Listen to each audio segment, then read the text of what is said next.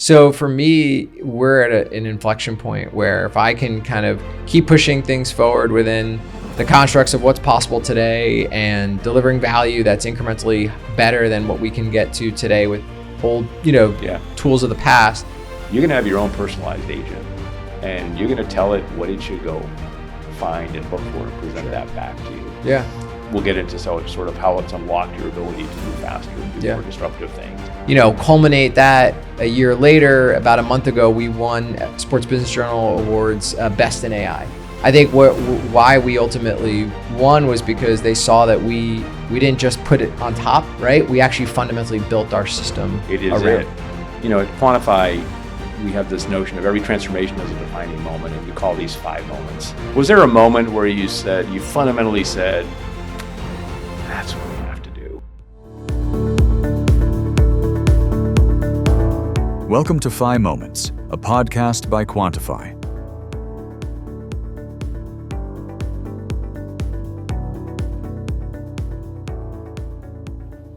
Welcome to the 5 Moments podcast, where we explore AI breakthroughs, innovation stories, and the aha moments that are shaping enterprise transformation. I'm joined today by Jim Caruso, Chief Innovation Officer at Elevate, a leader in transforming how data, technology, and AI can power the performance in the entertainment world.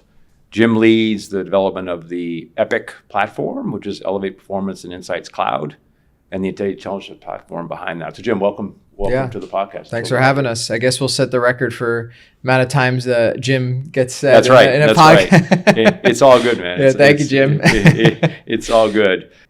The sports and entertainment sort of ethos is there's so many players across the ecosystem, from what happens on the court or the field or the venue.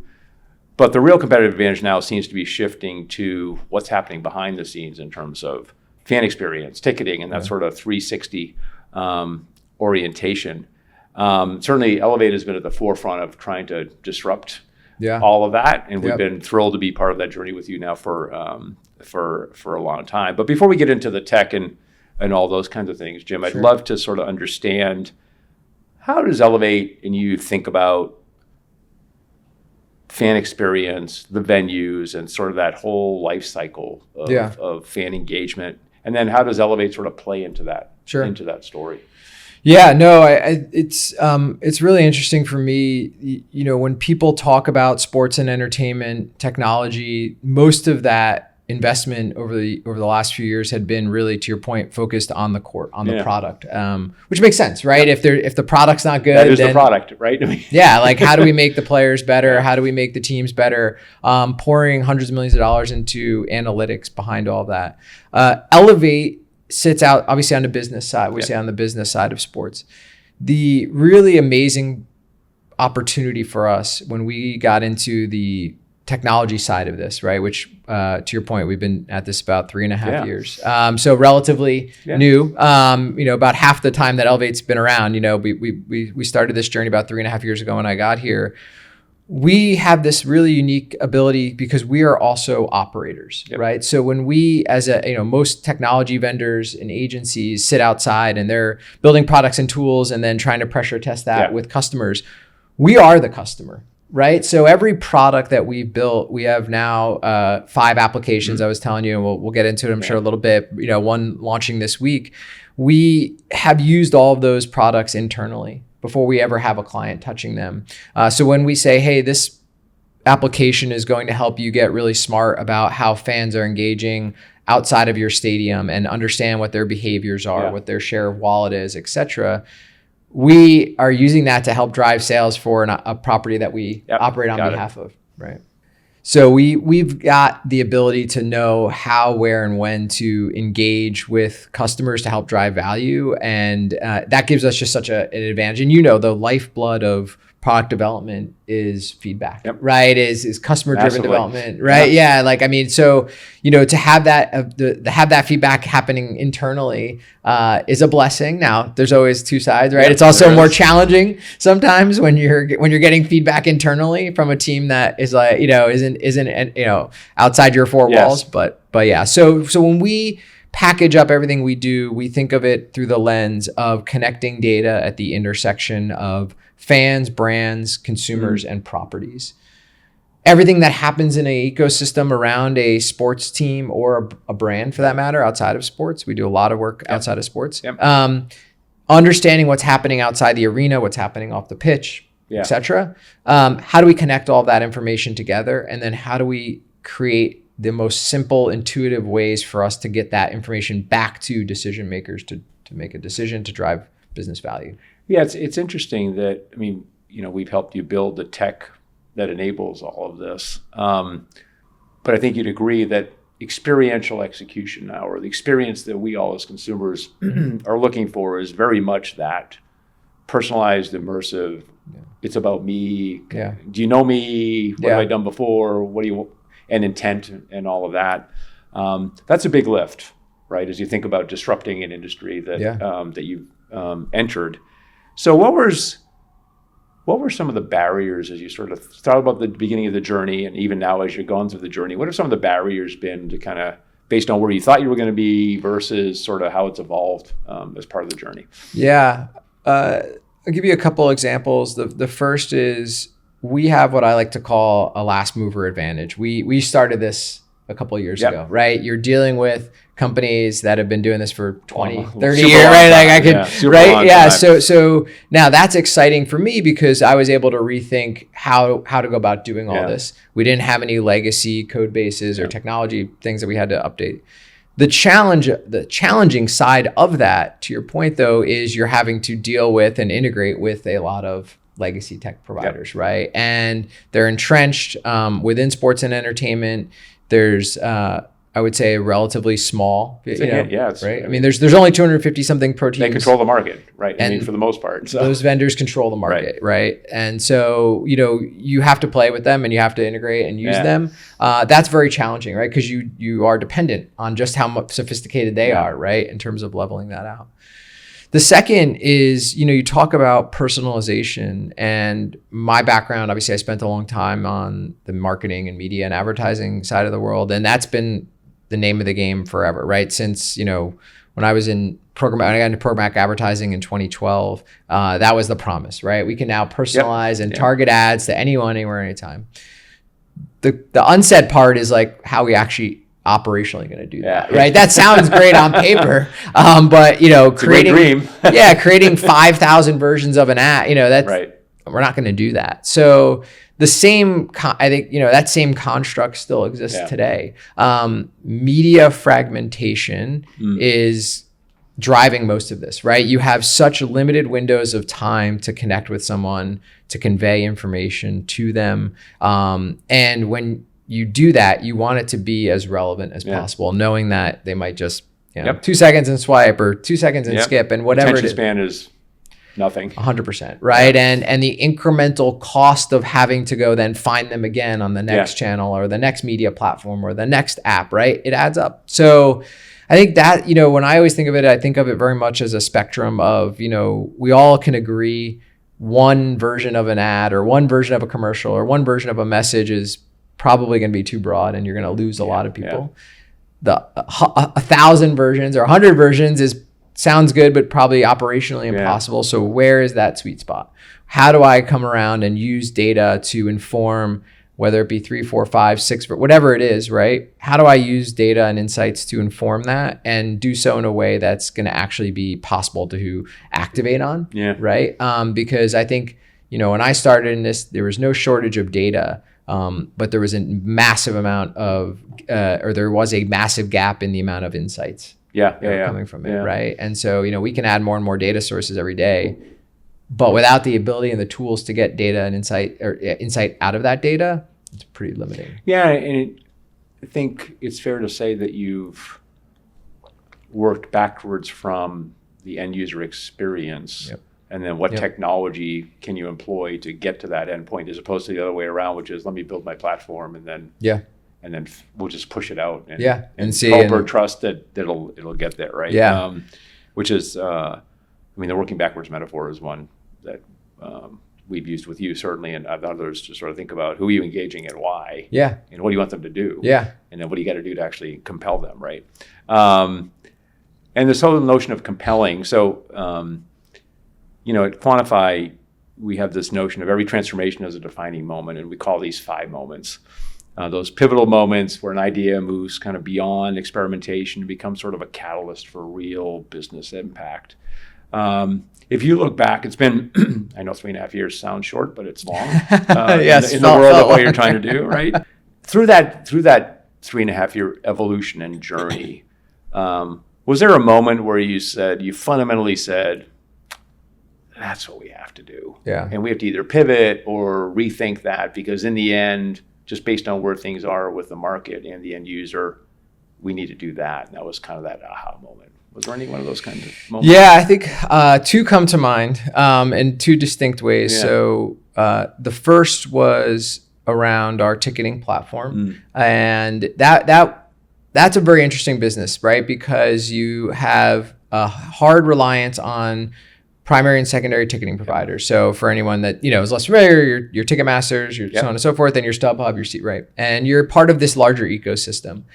We knew it was fundamentally important and valuable from an enterprise standpoint to control and have access to all sides of the market, but then let our teams do the things that they do really well on behalf of our clients.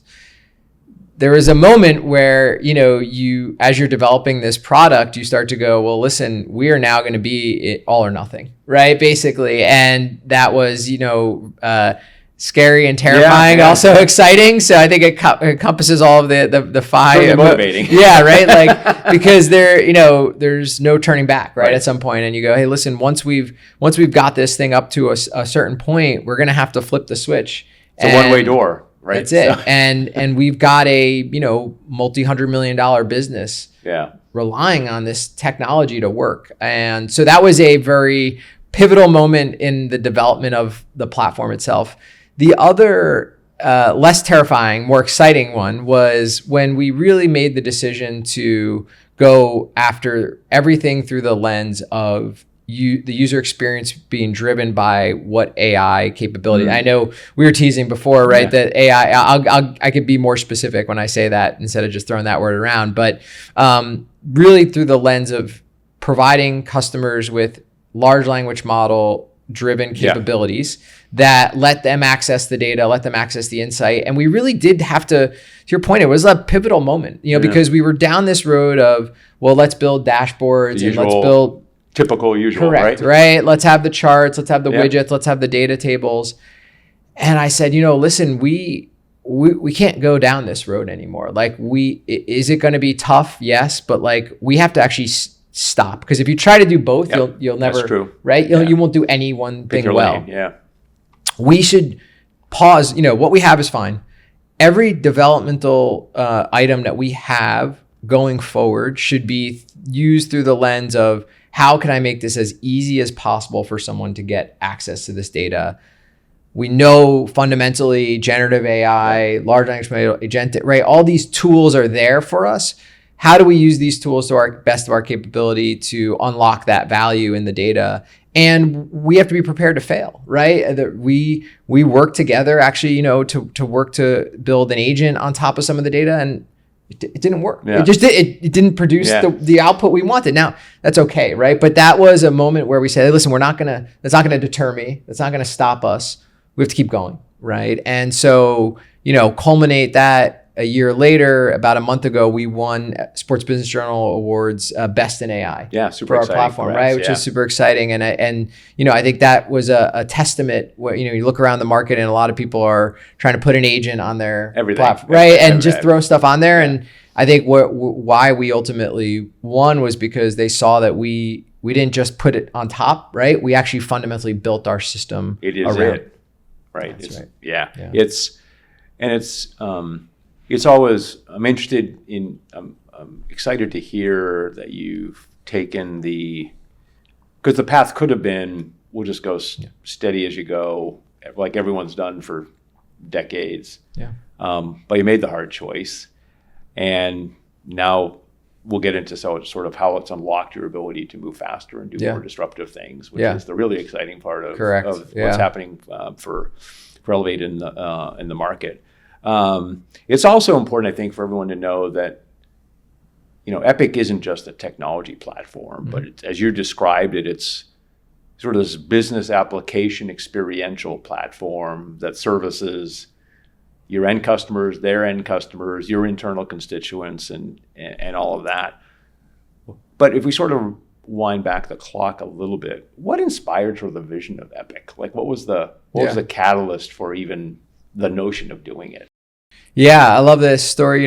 This started before I ever joined Elevate, right? And so I had a software company. I sold that company, and I was talking to Elevate, who was a customer of ours. Okay. And they were talking about all the data that they were sitting on and accessing or trying to access. And I said, going back to the point I made at the in the beginning as well, like, this is a really interesting construct. You guys aren't just a typical agency who's transacting with a customer's data. Yeah, just a middleman, right? Yeah, you have data. You're collecting that data on behalf of clients. You are generating that data through your business units. And there is a massive amount of value to be unlocked if we can start to collect and warehouse all that in one place.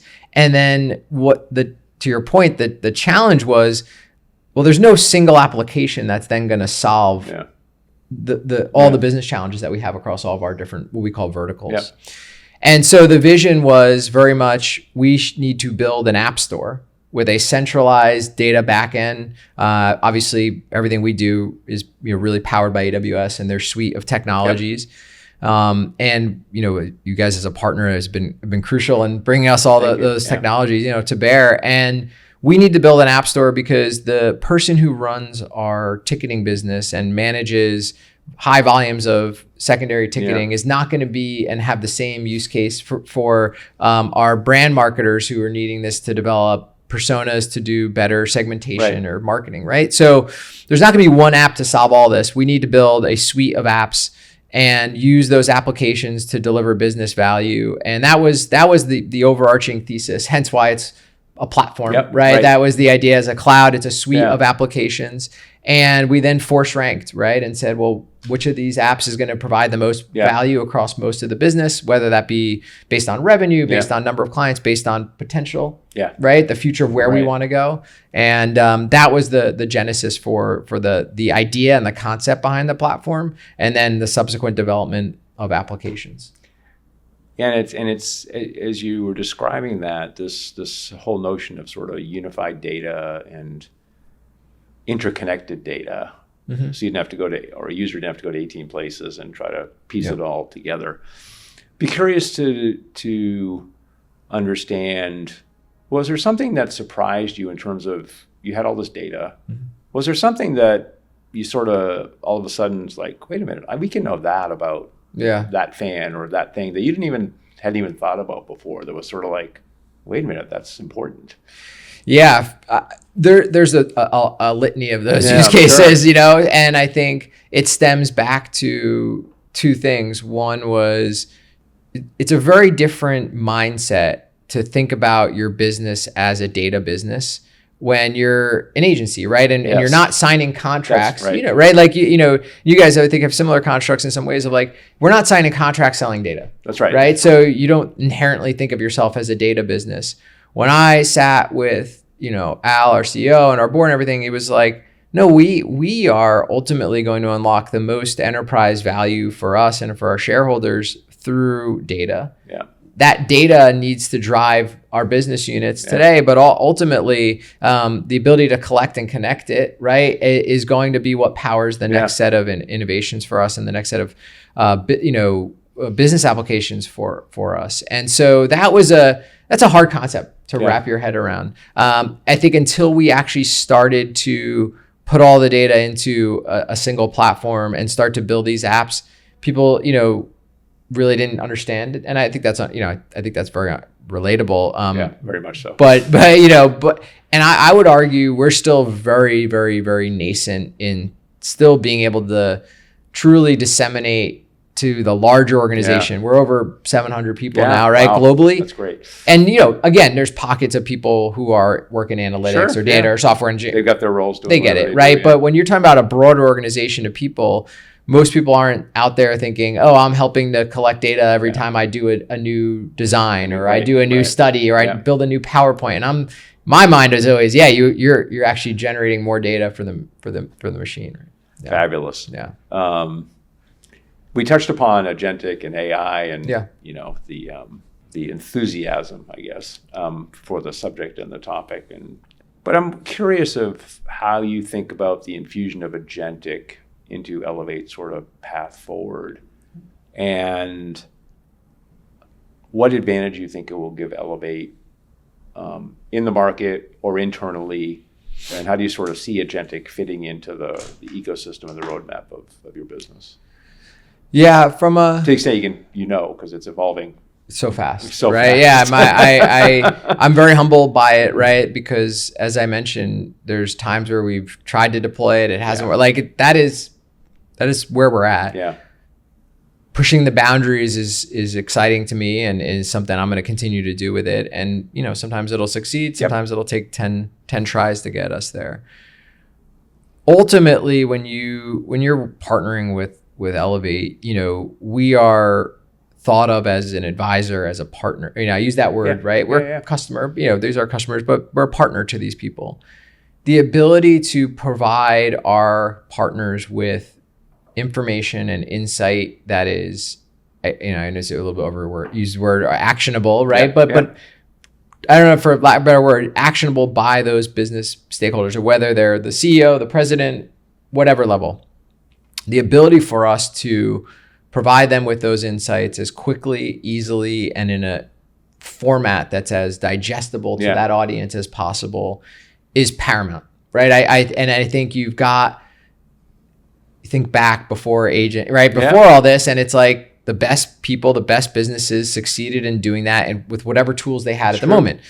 PowerPoint comes around, all of a sudden everyone's doing that, right? Like, sure. So we now have, I think, on the ability to unlock even better, faster, more informed ways of doing that with the use and deployment of agents. The challenge is it's not a perfect silver bullet, right? As nothing is, right? But the premise of, I think people's heads go to, oh, there's a box to type in anything I want, just like on Google. Yeah, it's right. Right? I put something in Google. Chatbot thing in Magic App. Yeah, right? and I put something in a chatbot and it gives me, oh, wait, this answer is not right. Oh, what's it?